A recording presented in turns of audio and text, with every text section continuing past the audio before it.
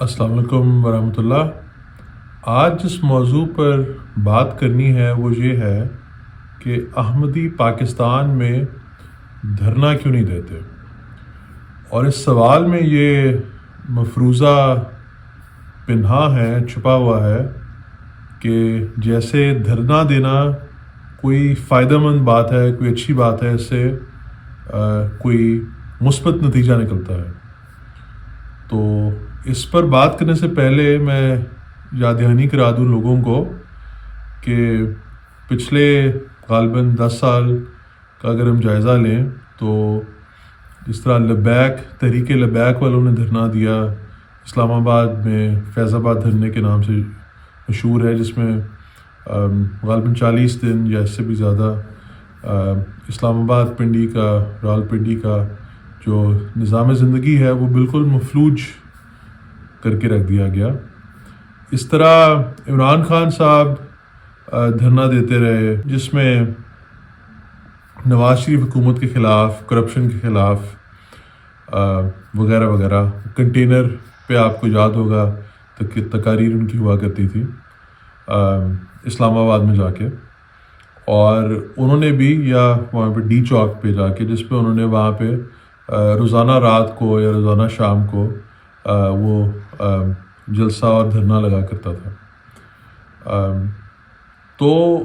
میرا خیال ہے، میری سمجھ ہے کہ ہمارے لوگ یہ سمجھتے ہیں کہ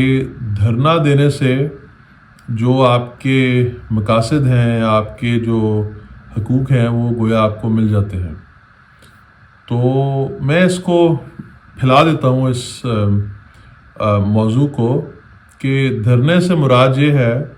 کہ اگر آپ یہ سمجھتے ہیں کہ آپ کے ساتھ زیادتی ہوئی ہے تو آپ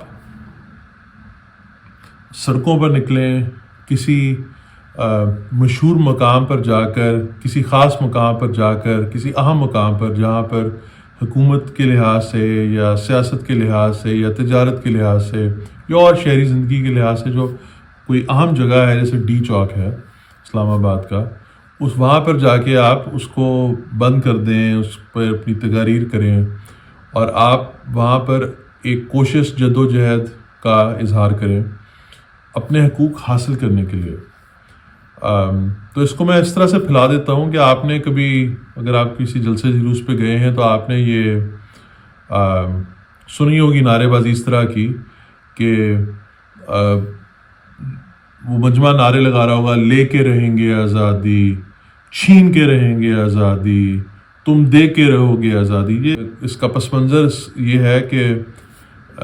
کسی نے، حکومت نے یا کسی اور گروہ نے آپ کے اوپر کسی قسم کا قبضہ کیا ہوا ہے اور آپ کے حقوق وہ ادا نہیں کر رہا، اور آپ اس سے وہ حقوق چھین کے حاصل کر لیں گے۔ تو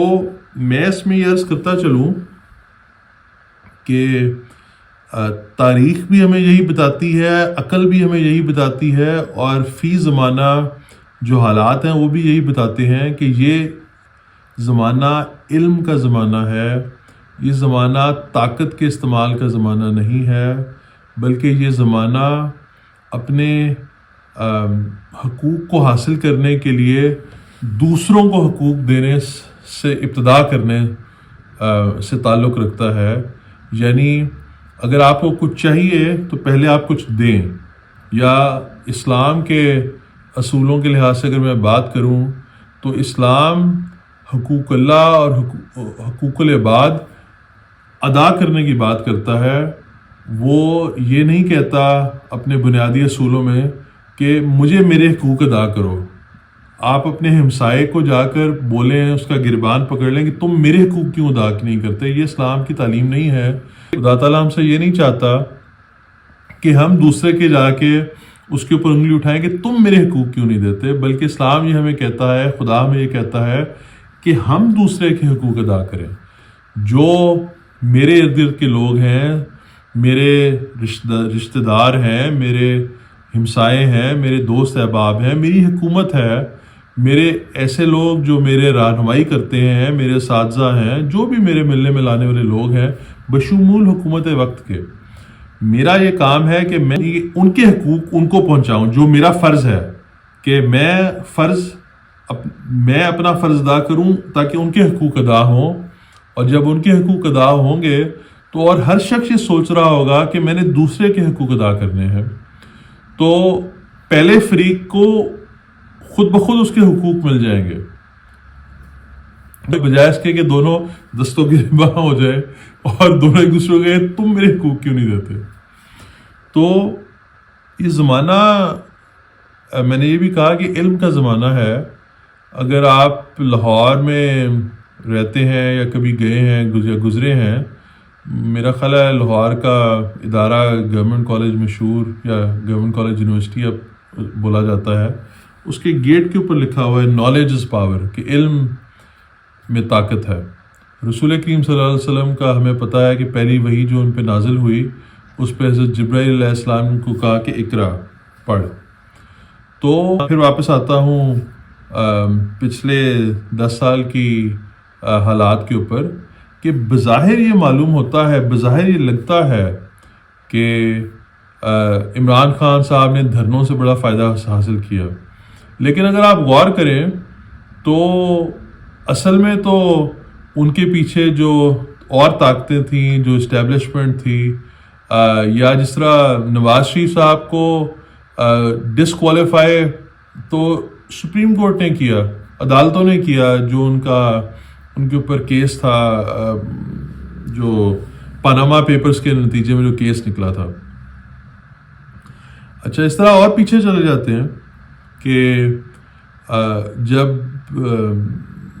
ضیاء الحق صاحب نے بھٹو صاحب کی حکومت ختم کی 1977 میں، تو اس کے بعد کئی لوگ جانتے ہوں گے کہ بھٹو صاحب کے بیٹوں نے الذوالفقار نام کے سے ایک تنظیم بنائی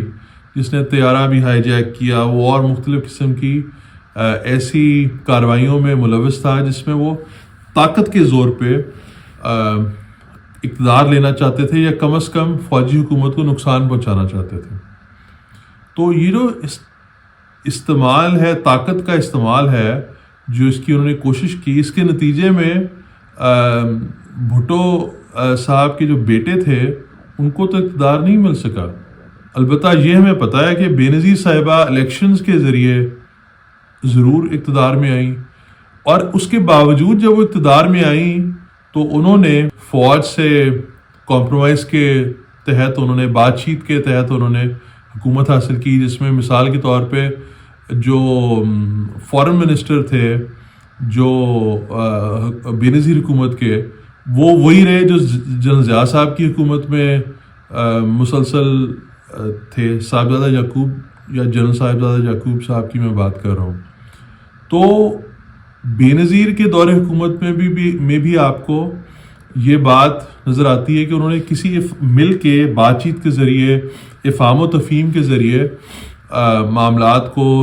سلجھانے کی کوشش کی، اور اس کے تحت انہوں نے حکومت کی۔ میں یہ بات پیش کر رہا ہوں کہ ان کے بھائیوں نے بھی کوشش کی الذوالفقار بنا کے طاقت کے ذریعے کچھ حاصل کرنے کی، لیکن وہ کامیاب کچھ نہیں حاصل کر سکے۔ لیکن بے نظیر صاحبہ نے بات چیت کے ذریعے، الیکشنز کے ذریعے حکومت میں آئیں، اور اس لحاظ سے ان کے بھائی کامیاب نہیں ہو سکے، لیکن وہ کامیاب ہو گئے۔ تو آپ پورے پاکستان کی تاریخ دیکھ لیں، آپ پاکستان بننے کی تاریخ دیکھ لیں کہ قائد اعظم رحمہ اللہ علیہ، انہوں نے جو پاکستان بنایا، جو تحریک پاکستان چلی، اس میں ایک دفعہ بھی کہیں پہ طاقت کا استعمال آپ کو نہیں نظر آئے گا۔ اس میں جس طرح جو اس وقت کے ہندوستان میں جو گاندھی جی وغیرہ تھے، اس میں تو آپ کو ان کی تحریک میں یا تحریک میں تو آپ کو نظر آئے گا کہ وہ لوگ طاقت کے استعمال کبھی بائیکاٹ کرتے تھے، کبھی کوئی اور سول نافرمانی کی تحریک چلاتے تھے۔ لیکن قائد اعظم کی تحریک میں، تحریک پاکستان میں آپ کو کوئی ایک ایسا واقعہ بھی نہیں ملے گا جس میں کسی قسم کی سول نافرمانی کی تحریک ہو، کوئی سٹرائک ہو، کوئی بائیکاٹ ہو، کوئی پہیہ جام ہڑتال ہو، کچھ بھی نہیں ہے۔ بالکل ایک مثبت انداز میں وہ تحریک چلائی گئی۔ تو یہ جو سوچ ہے یا سمجھ ہے کہ دھرنا دینے سے یا طاقت کے استعمال سے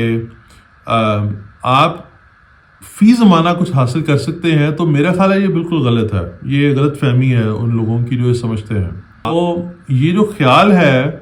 کہ یا یہ جو سوال ہے کہ احمدی پاکستان میں دھرنا کیوں نہیں دیتے، تو اس لیے نہیں دیتے کہ احمدی طاقت کے استعمال میں بلیو ہی نہیں کرتے۔ میں بات ختم کرتا ہوں جماعت احمدیہ کے بانی مرزا غلام احمد قادیانی علیہ السلام کے اس اقتباس سے کہ وہ کیا کہتے ہیں کہ جماعت احمدیہ بنانے کا مقصد کیا ہے، جس سے آپ کو یہ اندازہ ہو جائے گا کہ جماعت احمدیہ دھرنا کیوں نہیں دیتی۔ تو حضرت بانی سلسلہ احمدیہ فرماتے ہیں، خدا تعالیٰ نے اس گروہ کو اپنا جلال ظاہر کرنے کے لیے اور اپنی قدرت دکھانے کے لیے پیدا کرنا اور پھر ترقی دینا چاہا ہے، اس گروہ کو یعنی احمدی جماعت کو، تا دنیا میں محبت الہی اور توبہ نصوح اور پاکیزگی اور حقیقی نیکی اور امن اور صلاحیت اور بنی نوع کی ہمدردی کو پھیلا دے۔ پھر سے بولتا ہوں، تا دنیا میں محبت الہی اور توبہ نصوح اور پاکیزگی اور حقیقی نیکی اور امن اور صلاحیت اور بنی نوع کی ہمدردی کو پھیلا دے۔ سو یہ گروہ اس کا ایک خالص گروہ ہوگا اور وہ انہیں اپنی روح سے قوت دے گا اور انہیں گندی زیست سے صاف کرے گا اور ان کی زندگی میں ایک پاک تبدیلی بخشے گا۔ وہ جیسا کہ اس نے پیشن گوئی میں وعدہ فرمایا ہے، اس گروہ کو بہت بڑھائے گا اور ہزارہا صادقین کو اس میں داخل کرے گا، اور وہ خود اس کی آبپاشی کرے گا اور اس کو نشو و نما دے گا، یہاں تک کہ ان کی کثرت اور برکت نظروں میں عجیب ہو جائے گی، اور وہ اس چراغ کی طرح جو اونچی جگہ رکھا جاتا ہے دنیا کی چاروں طرف اپنی روشنی کو پھیلائیں گے اور اسلامی برکات کے لیے بطور نمونہ کے ٹھہریں گے۔ وہ اس سلسلہ کے کامل متبعین کو ہر ایک قسم کی برکت میں دوسرے سلسلے والوں پر غلبہ دے گا، اور ہمیشہ قیامت تک ان میں ایسے لوگ پیدا ہوتے رہیں گے جن کو قبولیت اور نصرت دی جائے گی۔ اس رب جلیل نے یہی چاہا ہے، وہ قادر جو چاہتا ہے کرتا ہے، ہر ایک طاقت اور قدرت اسی کو ہے۔ تو آپ نے اس اقتباس پہ غور کر کے سن لیا ہوگا، سمجھ لیا ہوگا کہ دھرنا دینے سے، طاقت کا اظہار کرنے سے، اپنے حقوق لینے کی بات کرنے سے جماعت احمدیہ کے مقاصد میں یہ بات شامل نہیں ہے۔ جماعت احمدیہ کے مقاصد میں یہ جو محبت الہی، توبہ نصوح، پاکیزگی اور حقیقی نیکی حاصل کرنا اور امن اور صلاحیت اور بنی نوع کی ہمدردی کو پھیلانا، یہ جماعت احمدیہ کے مقاصد میں شامل ہے۔ آخری بات عرض کر دوں کہ پاکستان میں جو قانونی پابندیاں جماعت احمدیہ پر، احمدی لوگوں پر لگائی گئی ہیں، احمدی تو اس لحاظ سے خوش ہے کہ یہ بھی پیشن گوئی تھی رسول کریم صلی اللہ علیہ وسلم کی کہ آخری زمانے میں صحابہ جو سلوک رسول کریم صلی اللہ علیہ وسلم کے صحابہ کے ساتھ ہوا تھا، وہ دوبارہ آخرین جو ہیں وہ اولین سے ملائے جائیں گے، تو آخرین پر بھی وہی سلوک ہوگا جو اولین پر ہوا تھا، یعنی کہ اولین کو بھی مکہ میں، ان کی مکی زندگی میں نمازیں پڑھنے سے روکا گیا تھا، اذان دینے سے روکا گیا تھا، خانہ کعبہ جانے سے روکا جاتا تھا، جو ان کے غربا تھے ان کو مارا پیٹا جاتا تھا۔ حضرت بلال کے ساتھ کیا نہیں ہوا سلوک، پاکستان کے اکثر لوگ جانتے ہیں۔ تو جہاں تک احمدیوں کی بات ہے، تو احمدی تو اس آخرین کے گروہ میں شامل ہیں، اپنے آپ کو سمجھتے ہیں، اور وہ اولین سے ملا دیے گئے ہیں۔ البتہ یہ ان ظالمین کی بدقسمتی ہے جو قانونی لحاظ سے یا عملی لحاظ سے ایسی قدریں لگانے کی کوشش کرتے ہیں احمدیوں پر یا مظالم کرتے ہیں، وہ اس دنیا میں بھی سزا پا رہے ہیں اور اگلے دنیا میں بھی، اگلے جہان میں بھی خدا تعالیٰ کے ہاں قابل مواخذہ ہوں گے۔ لیکن جہاں تک احمدیوں کی بات ہے، احمدی تو اپنے خدا کو یاد کر کے خوش ہیں۔ یہ جو میں نے آپ کو پڑھ کے سنایا بانی جماعت احمدیہ کی جماعت قائم کرنے کے بارے میں جو اصولی ہدایات ہیں، جو مقاصد ہیں، اس کے تحت احمدی تو خدا تعالیٰ کی یاد میں، خدا تعالیٰ کی عبادت میں بڑھنے کو اور حقوق العباد ادا کرنے کو اپنا بنیادی مقصد سمجھتے ہیں۔ اگر حکومت یا حکومت کے بعض کارندے یا عوام میں سے بعض لوگ یا مولوی جو انتہا پسند ہیں، وہ لوگ احمدیوں کو حقوق نہیں دیتے تو وہ قابل مواخذہ ہیں۔ احمدیوں کو کسی کو جا کے کہیں پہ جا کے دھرنا دینے کی ضرورت نہیں ہے اور یہ میں نے آپ کو پہلے بتا دیا اور واقعات بتا کے، تاریخ بتا کے ثابت کر دیا کہ دھرنے دینے سے، طاقت کے استعمال سے دنیا نہیں بدلی جاتی، بلکہ دنیا بدلنے کے لیے آپ کو علمی ترقی، اخلاقی ترقی چاہیے۔